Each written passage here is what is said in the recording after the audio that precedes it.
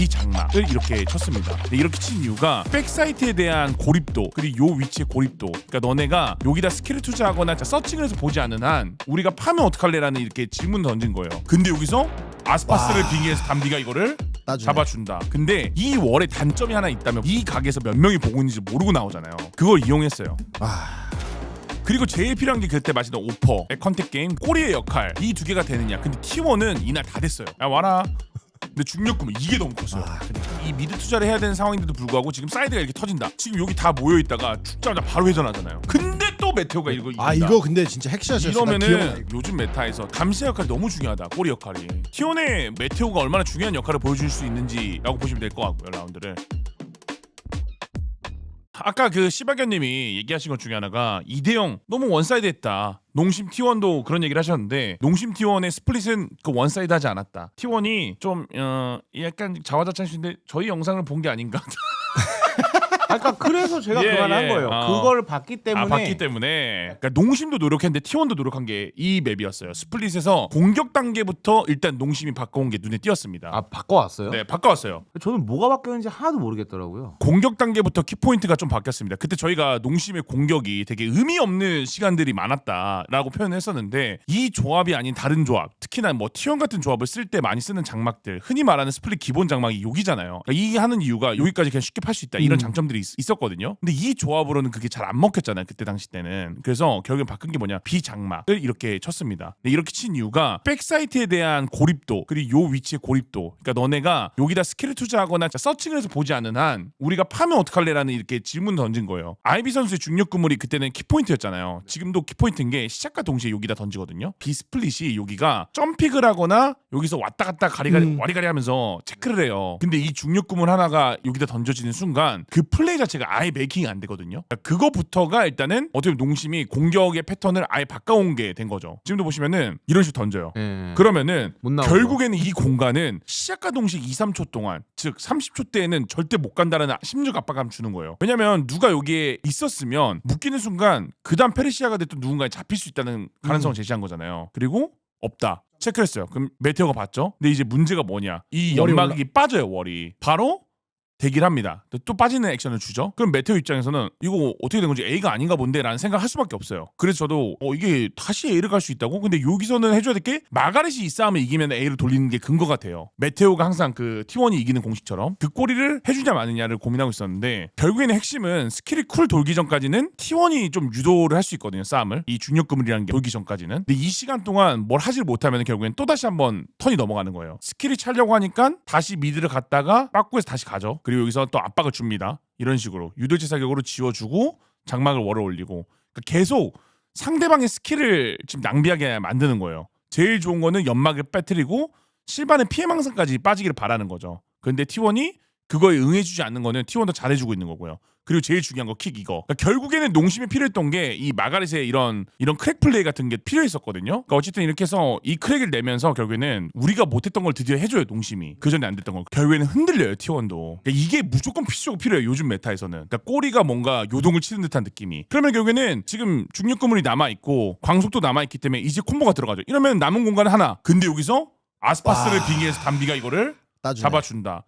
그럼 사실 이러면은 모든 퍼즐은 완성이 된 거죠. 농심이 안 됐던 게 이번 라운드 됐고, 그 말씀드렸던 장막의 하나로, 만약에 이 장막이 똑같이 A에 있었더라면은 이런 심리전이 의미가 없었겠죠. 그러니까 농심도 본인들도 아는 거예요. 지난 경기를 해보니까 그 A 쪽에 있던 장막이 그렇게 유효타가 아니다라는 거를 인정하는 거죠. 이거는. 그래서 아까 그 빈보님이 말씀하신 저 장막 때문에 아까 보셨을지 모르겠는데 메테오의 뱀이빨도 하나 빠졌고, 그 미드가 궁금하니까 스택스 선수가 프라울러도 미드에다가 다 써버리고 맞아요. 하니까, 근데 그때가 40초가 남았을 시기였거든요. 저 장막 하나 바꾼 걸로 훨씬 더 템을 많이 뺐다. 지금도 이 장막 때문에 물론 지금 자금이 안 되는 라운드긴 한데 이미 핑이 찍히잖아요. 왜냐면 여기에 중력금이 떨어지니까 그냥 오멘을 통해서 어둠의 발자국 넘어가던가 조치를 취해야 된다라는 걸 T1도 아는 거예요. 근데 뭐 이거는 어쩔 수 없죠. 그냥 자금 차이고 이런 라운드여서 그냥 이렇게 일방적으로 흘러가고 근데 이것도 심리전이 좋은 게 우리 A도 때릴 수 있어라는 심리전 거는 거예요. 농심은 이렇게 자금이 될 때는 항상 이런 식의 뭐 움직임들 결국에는 뭐 실반이 와봤지만 뭐야 얘네 중력금을 안 썼는데 여기 컨택도 있어. 그러니까 되게 고민이 되는 거예요. T1은 벌써 그 RRQ랑 했을 때랑은 느낌이 좀 다른 거죠 이게. 그러니까 RRQ랑 했을 때 T1의 차이점은 저 레이즈라고 생각을 했거든요. 그때는 RRQ가 레이즈가 요를 하나만 아니고 있었으니까. T1이 수비가 지금 좀 안 좋은 조합이니까 뭐 농심이 아. 잘 뚫는다 이 생각을 했었던 거예요. 수비가 뭐 마냥 안 좋진 않아요. 또 이게 스플릿이 요즘 사람들이 좀 오해하고 있는 것 중에 하나가 투타격에서 수비가 약하다? 사실 요르는 타격대인데 타격대가 아닌 타격대예요. 관문 충돌이라는 스킬이나 차원표의 궁극기가 리테이크나 사이트를 메꿀 수 있는 되게 능력치가 좋은 캐릭터예요. 요르기 때문에 저는 수비도 나쁘지 않다고 봐요. 뭐 어쨌든 이렇게 이번 라운드 끝났는데 그래도 저는 T1이 진짜 대단하다고 느끼는 게 3라운드예요. 이거를 저는 어떻게 파괴할까라는 좀 고민을 했었는데 결국에는 이걸 이용하는 게 뭐냐? PRXC 더블 피킹이거든요.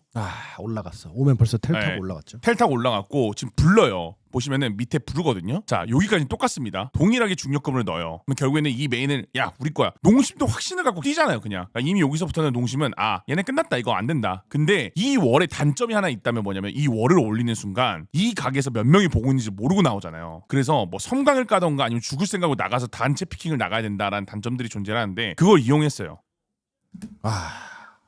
여기서. 네. 이걸 함으로써 어떻게 바뀌냐면 농심은 지금 드론을 안 쓰고 나왔단 말이에요. 그냥 피킹을 했어요. 네. 이렇게 T1이 한번 카운터를 치면 이제 다음부터는 월을 올리더라도 프란치스가 뭐 드론을 쓰던 아니면 저 앞에다가 유티를 쓰던 스킬 교환을 하게끔 T1이 또 심리전을 한번 맞아요. 카운터를 친 거죠. 그러니까 경기 내에서 이렇게 파이법 차는 게 확실히 글로벌 대회에서 경쟁력이 있는 팀은 다르다. 한 라운드 만에 진짜. 맞아. 한 라운드 만에 찾은 거기 때문에 왜냐면 타임아웃도 없었잖아요. 그러니까 저렇게 할 거라는 걸 알았던 거지 스택스는. 그리고 이어서 결국에는 저게 막혔을 때 또 다른 거를 또 준비를 하거든요. 7라운드를 한번 보도록 하겠습니다. 이것도 제가 놀랐던 게 뭐냐면은 7라운드 전 라운드나 전전 라운드 때 바이 라운드 때도 웨이레가 광속을 통해서 여기 찔렀잖아요. 뭐 여기다가 중력금을. 포화나 중력금을 던지고 램프를 찔렀던 기억이 있단 말이에요. 근데 웨이레이를 이걸 어떻게 밀지라는 생각했어요. 왜냐면 조합이 그 RIQ처럼 뭐 브리치나 테오가 있는 건 아니란 말이에요. 네. 근데 이거를 진짜 영리하게 막더라고요. 보니까 보시면은 페인트 탄은 어디다 던지냐 이 뒷벽에 바운딩을 해서 여기 떨어지게 해놔요. 지금 애초에 얘네가 이번 라운드에는 웨이레가 온다면은 죽어라 미드를 이미 밀고 있어요. 요르는 텔로 뺄 수가 있어요. 지금 보시면 텔 위치. 그러니까 이것 때문에 제가 투 타격대여도 수빈 때는 요르는 괜찮다라고 말씀드린 게 이런 거예요. 결국엔 이 페인트 탄 하나 때문에 다시 돌아가요. 그러면 문제는 뭐냐? 농심도 준비를 해왔어요. 도각으로 중력금을 던져요. 근데 만약에 이거를 버즈 선수나 T1이 예측을 안 하고 페인트 탄 안 던졌다. 그럼 버즈는 죽는 거예요. 근데 이 페인트 탄 하나 때문에 막히고 모든 게 지금 꼬였죠. 왜냐? 광속이랑 굴절 빠졌고 유돌지사가 빠졌고 중력금 빠졌어요. 이 스킬이 메인인 농심에서는 이번 40초 턴이 뺏긴 거예요. 근데 지금 이러는 와중에 미드는 이미 클리어가 됐어요. 요루 때문에.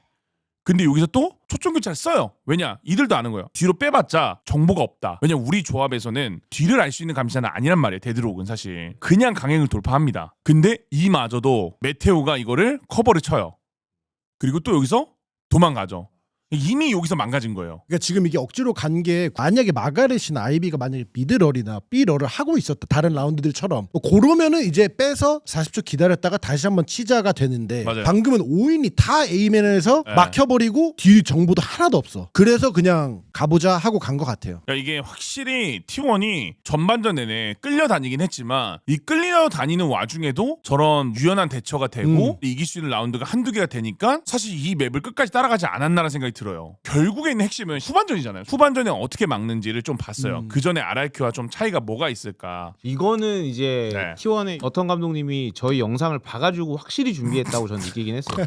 진짜로. 예, 왜냐면은 예. 농심이 이렇게 하겠구나 네, 하고 네, 왜냐면 저희가 그 멘트를 했었거든요. 여기서 필요한 건 크랙을 내주는 골이다. 메테오가 딱 그 역할을 잘할 걸 아는 거죠. 네. 너무 잘해줬죠. 네. 맞아요. 이런 압박들도 디테일이 좀 바뀌었어요. 그러니까 미드 압박에서 벤트를 원웨이 각을 만들고 피킹을 이쪽으로만 나와라 라는 압박들도 좋아졌어요. 농심이 확실히. 수비도 다양성을 가져왔고 메인은 이거죠. 포화나 유도지사각으로 막을 수 있다. 그리고 음향 센서 있고. 근데 뭐 자금이 안 되는 라운드이기 때문에 뭐 이번 라운드 이렇게 할 수 있는데 결국에는 이게 T1이 어떻게 대응하는지가 중요한 거잖아요. 이 연막이 끝날 때까지 기다립니다. 왜냐? 혹시 모르거든요. 리필하면 인정하겠다. 근데 여기다 또 리필할 수는 없거든요. 근데 분밭의 위치는 어디냐? 이 위치 체크하는 거예요. 나와 이게. 있는 거. 그러면은 분밭으로 여기가 다 체크가 됐기 때문에 아 이제 나간다 하고 동시에 나가요. 그럼 결국 이러면은 농심은 우리가 아꼈던 스킬을 하나둘씩 쓸 수밖에 없어요. 근데 이건 페르시아가 진짜 영리했던 게 이거는 그 귀체 메커니즘을 좀 이해를 하면은 볼 수 있는 장면인데 여기 그 눈, 코, 입이 달려 있거든요.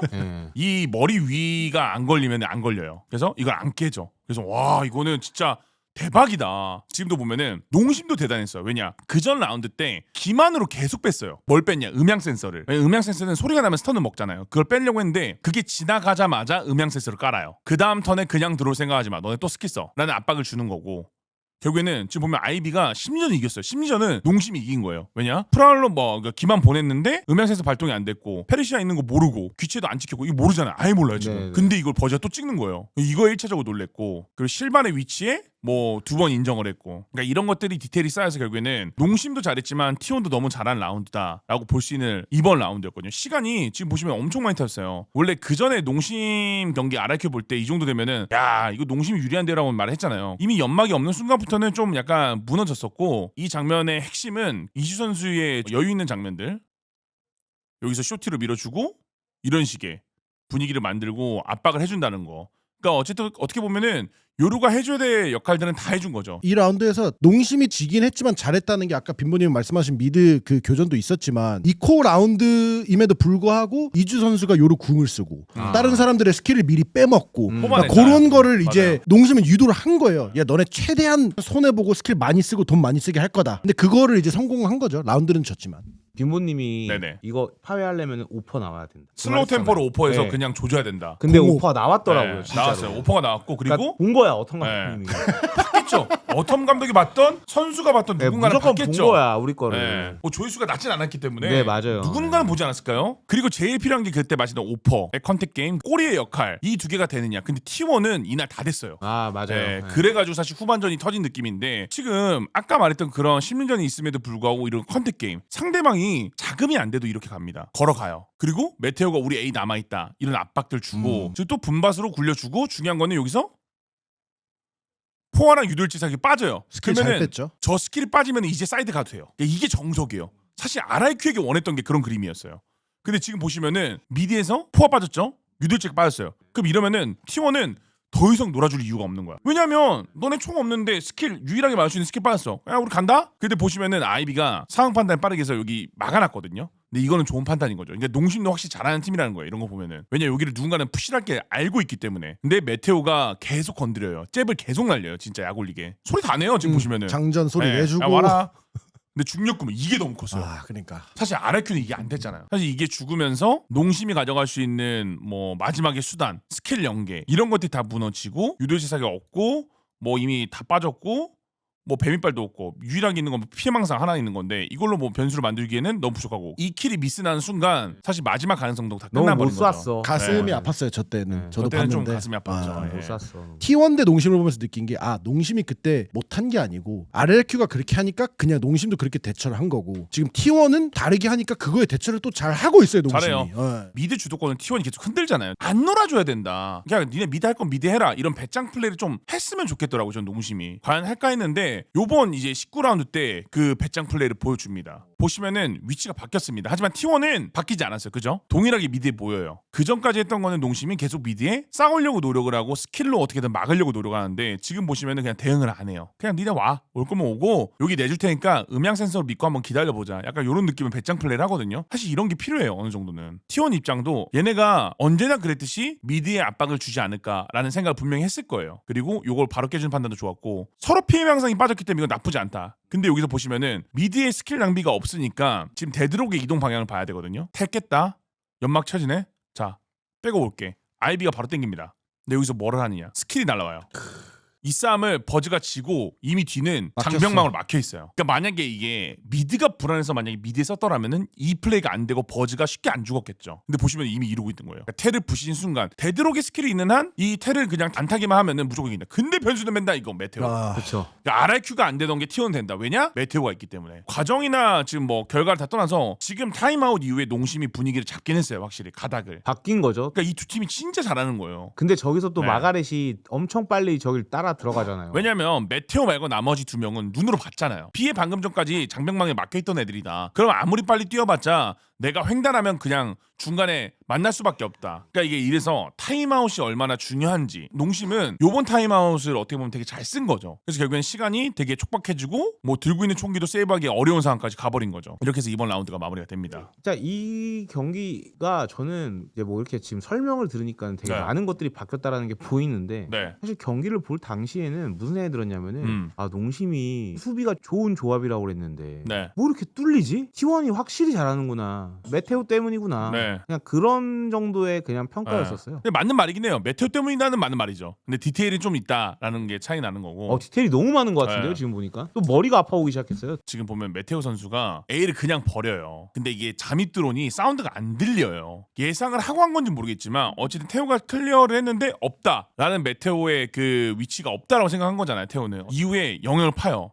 그러니까 이게 맨날 필요했거든요. 이게 안 됐었어요. 그 전에 RRQ는 라운드 시작을 했는데 매번 여기를 클리어를 시키려고 하니까 지금 농심이 지금 버리고 그냥 하수로 들어와 버렸잖아요. 그러니까 이런 거부터가 어떻게 보면은 운일 수도 있는데 결국엔 그걸 머릿속에 그리고 있다는 거거든요. 메테오나 T1은. 근데 결과론적으로 미드 싸움이 이렇게 벌어지면서 이 미드 투자를 해야 되는 상황인데도 불구하고 지금 사이드가 이렇게 터진다. 이러면 그냥 바로 터지는 거예요. 지금 여기 다 모여 있다가 죽자마자 바로 회전하잖아요. 그러니까 이래서 요즘 메타에서 감시 역할이 너무 중요하다. 꼬리 역할이. 지금 이 라운드는 결국엔 지긴 했지만 어쨌든 농심의 주요 스킬들을 다 뽑아먹고 아이비의 궁극기도 뽑아먹었던 라운드였고 T1의 메테오가 얼마나 중요한 역할을 보여줄 수 있는지라고 보시면 될 것 같고요. 라운드를 결국에는 이어지는 게 23라운드를 한번 넘어가도록 하겠습니다. 상대방이 주요 궁극기가 있어요. 결국엔 초점교차와 뭐 아마겟돈. 근데 어떻게든 또 미드를 빼먹으려고 해요. 지금 모든 포커스는 스타팅이 131이에요. 무조건 131입니다. 이들의 스킬을 어떻게 뽑아먹어야 되기 때문에 여기를 닫아놨죠. 궁금하면 너네 좀 스킬 좀 써봐. 근데 쓰기 싫어서 지금 독성구체를 올렸죠. 독성 연기를 그냥. 근데 여기서 이주 선수가 심지어는 겁니다. 계속 압박을 줘요. 이렇게 어차피 요루의 장점 중에 하나가 이런 거예요. 텔로 나갈 수 있다. 아마기돈 오자마자 앞으로 나가서 그냥 점픽으로 확인하면서 저 와중에 벤트에 있는지를 체크를 해요. 저거를. 그러니까 이런 걸 보고 애초에 T1은 얘네가 궁극기가 있다면은 제일 쓰기 좋은 공간이 어디냐. 이쁜 곳은 사실 A메인 됐고 B메인도 될 수 있지만 이때까지 계속 T1이 심리전을 걸었던 건 미드거든요. 그러니까 우리가 또 미드 가면은 흔히 말하는 발작 버튼을 누르는 거예요. 그러니까 너네 야 우리 가는데 이번에 안 쓸 거야? 써야지. 야 중력금을 써봐. 근데 아마겟돈의 중력금이 빠진다. 근데 또 메테오가 이거 이긴다. 이거 근데 진짜 핵샷이었어. 나 기억나 이거. 이러면은 사실 저 스킬만 빠져도 이득인데 꼬리까지 이겨버리니까 그러니까. 사실 이거는 그냥 여기 갈래 저기 갈래 뭐 저기 갈래 선택지가 없어져 버리는 거예요. 사실상 분석력도 좋았지만 메테오의 꼬리 역할도 완벽했던 날이었기 때문에 농심을 잡을 수 있지 않았을까. 그래서 이 라운드도 결국에는 가져가면서 사실상 자금이 끝났어요. 네. 그렇죠. 그래서 궁도 13대 빠지고. 11로 이기잖아요. 진짜 빈보님 분석을 듣고 보면은 더 재밌게 볼 수 있을 거예요.